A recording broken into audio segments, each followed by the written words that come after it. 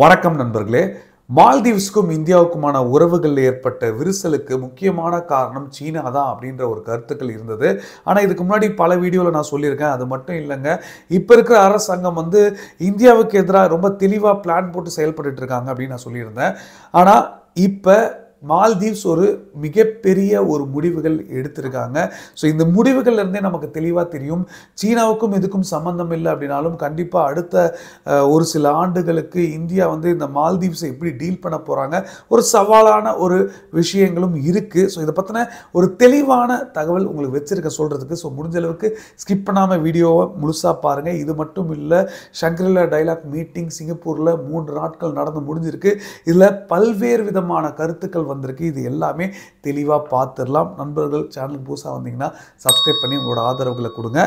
So first பார்க்க போகிற விஷயம் என்ன அப்படின்னு பார்த்தீங்கன்னா, அதாவது பிலிப்பைன்ஸோட பிரசிடென்ட் இப்போ ஒரு முக்கியமான அறிக்கையை விட்டுருக்காருங்க.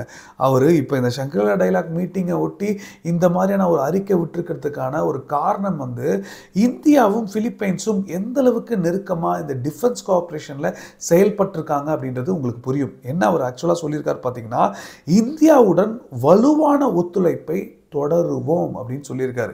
ஸோ இந்த அளவுக்கு ஒரு நெருக்கமான ஒரு செயல்கள் இந்தியாவும் சரி, அதே மாதிரி பிலிப்பைன்ஸும் ஒன்றிணைஞ்சு செயல்படுறது அப்படின்றது இப்போ இந்த பிராந்தியத்துக்கு ரொம்ப முக்கியத்துவம் வாய்ந்தது அப்படின்னு அவர் சொல்லாமல் சொல்லியிருக்காரு. இது மட்டும் இல்லை, இந்தியா மட்டும் இல்லை, சவுத் கொரியாவுடையும் அவங்க இந்த ரீஜனல் ஸ்டெபிலிட்டியை கொண்டு வரதுக்கான எல்லா விதமான முயற்சிகளும் மேற்கொள்வோம் அப்படின்றது சொல்லியிருக்காரு. ஸோ கண்டிப்பாக இந்தியா சவுத் சைனா சி டென்ஷன்ஸ்குள்ளே நுழைஞ்சாங்கன்னா அது ஒரு மிகப்பெரிய ஒரு பிரச்சனையாக சீனாவுக்கு அமையும். ஸோ இது எல்லாமே நம்ம பார்த்துருப்போம். சவுத் சைனா சீயில் இந்தியாவோட உறவுகள் எங்களுக்கு ரொம்ப முக்கியத்துவமாக தேவை. குறிப்பாக இந்த இண்டோ பசிபிக்கில் அவங்க தான் டிரைவர் சீட்டில் இருக்காங்க, நாங்களாம் பேசஞ்சர் சீட்டில் தான் இருக்கோம்னு ஒட்டுமொத்த வெஸ்ட் நாடுகளோட குரலாக இருந்தது.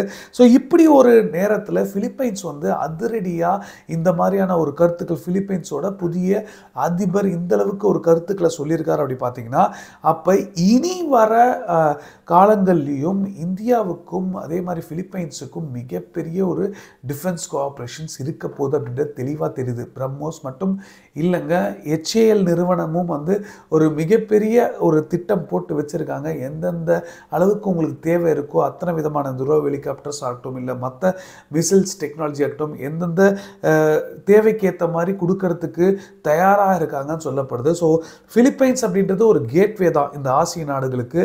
ஸோ பிலிப்பைன்ஸ் மூலமாக கண்டிப்பாக பேச்சுவார்த்தைகள் மூலமாக இன்னும் மற்ற ஆசிய நாடுகள், வியட்நாம், மலேசியா போன்ற நாடுகள், இந்தோனேஷியா குறிப்பாக அவங்க பிரம்மோஸே விருப்பம் தெரிவிச்சிருக்காங்க, ஆகாஷ் மிசைல் விருப்பம் தெரிவிச்சிருக்காங்க.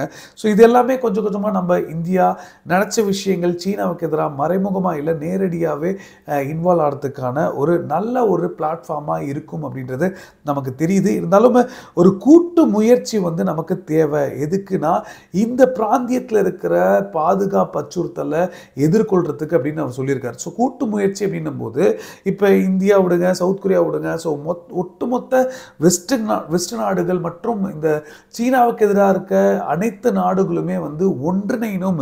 சீனாவுக்கு எதிராக குறிப்பாக இந்த பிராந்தியத்தில் எந்த ஒரு பிரச்சனைகளும் எந்த ஒரு பேராபத்தும் ஏற்படாத மாதிரியான ஒரு விஷயங்கள் கொண்டு வரணும் அப்படின்னு இப்போ இவர் இந்த கருத்துக்களை தெரிவிச்சிருக்காரு.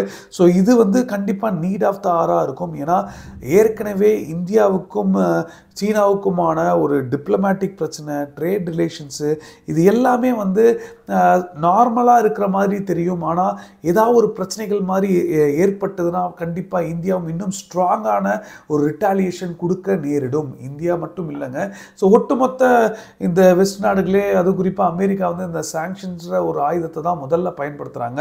ஸோ எக்ஸ்போர்ட் எக்கனாமி ஒரு பில்லராக எதிர்பார்த்துக்கிட்டு இருக்க சீனாவுக்கு இது ஒரு அடியாக அமையறதுக்கான வாய்ப்புகள் நிறையா இருக்குது. இதான் என்னோட கருத்து. உங்களுக்கு என்ன தோணுது அப்படின்றத கீழே கமெண்ட்டை சொல்லுங்கள், நானும் படித்து தெரிஞ்சுக்கிறேன். ஸோ இதை தொடர்ந்து இவர் சொல்கிற டைம் தான் ரொம்ப முக்கியத்துவம் வாய்ந்ததாக இருக்குது. ஏன்னா இந்த ஷங்கிரிலா டைலாக் மீட்டிங் சிங்கப்பூரில் நடந்திருக்கு.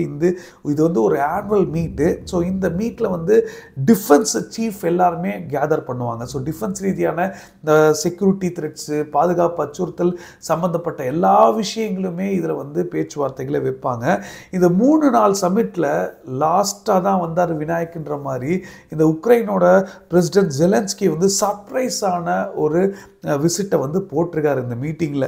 ஸோ இவரோட இந்த சர்ப்ரைஸ் வந்து எதுக்காக அப்படி பார்த்தீங்கன்னா, நான் வந்து உக்ரைனை ரெப்ரசன்ட் பண்ணி இங்கே வந்திருக்கேன், அமைதி திரும்பி வரணும், ஸோ ரஷ்யாவோட அட்வான்ஸ்மெண்ட் வந்து அதிகமாக ஆரம்பிச்சிருச்சு, ஸோ இதனால தான் இப்போ இவர் நட்பு தேடி இன்னும் ஆதரவுகள் தேடி இந்த மாதிரியான ஒரு கூட்டமைப்புக்கு வந்திருக்காரு அப்படின்ற விஷயங்கள் சொல்லப்படுது. ஸோ எப்படி உலக நாடுகள் இதுக்கு ரியாக்ட் பண்ண போகிறாங்க அப்படின்றது தெரியல. ஏன்னா ரஷ்யா கொஞ்சம் கொஞ்சமாக அட்வான்ஸ்மெண்ட்டை தொடங்கிட்டாங்க அப்படின்ற செய்திகளும் ஒரு பக்கம் வருது. இது ஒரு பக்கம் இருக்க, சீனாவோட டிஃபென்ஸ் மினிஸ்டரும் இந்த ஷங்க்ரிலா டயலாக் மீட்டிங்கில் வந்து ஒரு முக்கியமான ஒரு விஷயத்தை வந்து சொல்லியிருக்காருங்க.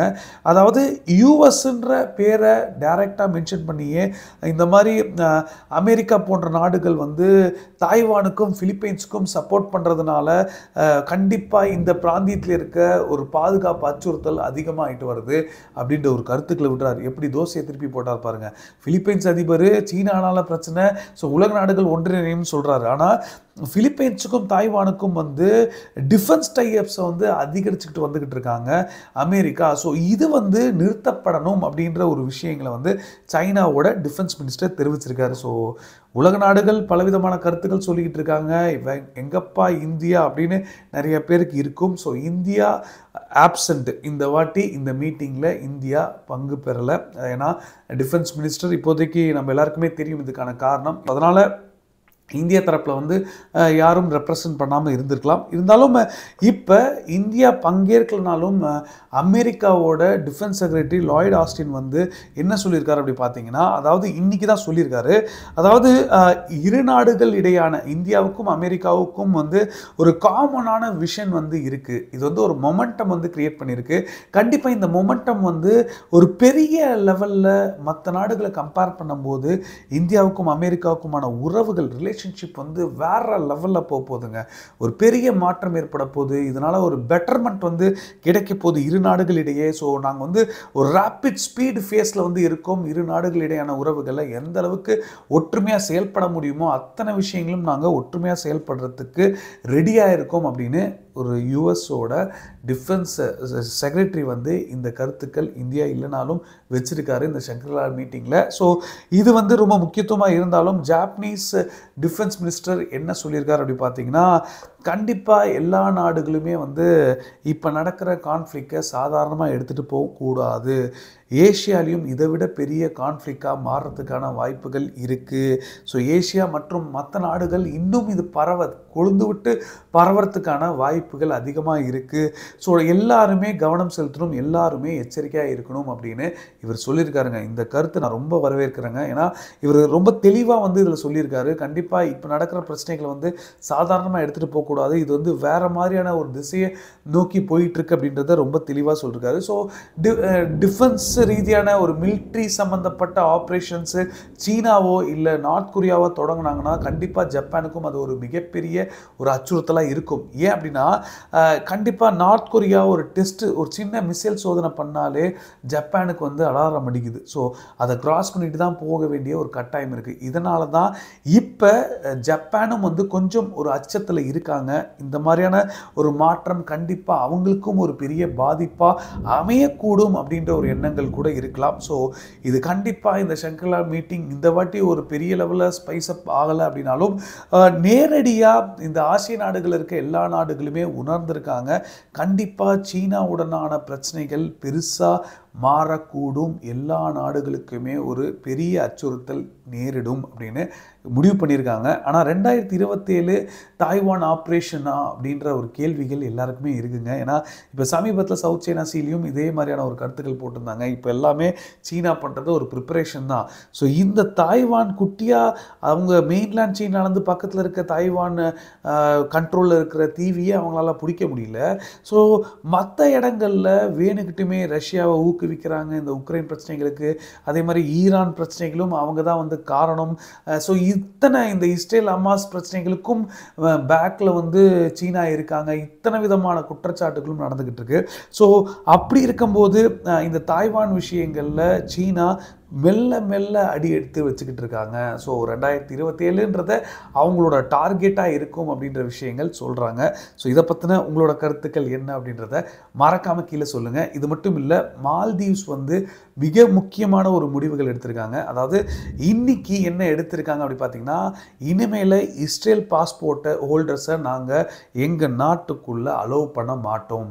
ஸோ அது எவ்வளோ பெரிய டூரிஸ்டாக இருந்தாலும் சரிப்பா, இஸ்ரேலேருந்து ஒருத்தரையும் நாங்கள் வந்து இங்கே என்ட்ரி போட மாட்டோம் அப்படின்னு தெளிவாக இஸ்ரேலோட மினிஸ்டர் வந்து இந்த கருத்துக்களை மீடியா முன்னாடி வச்சிருக்காரு.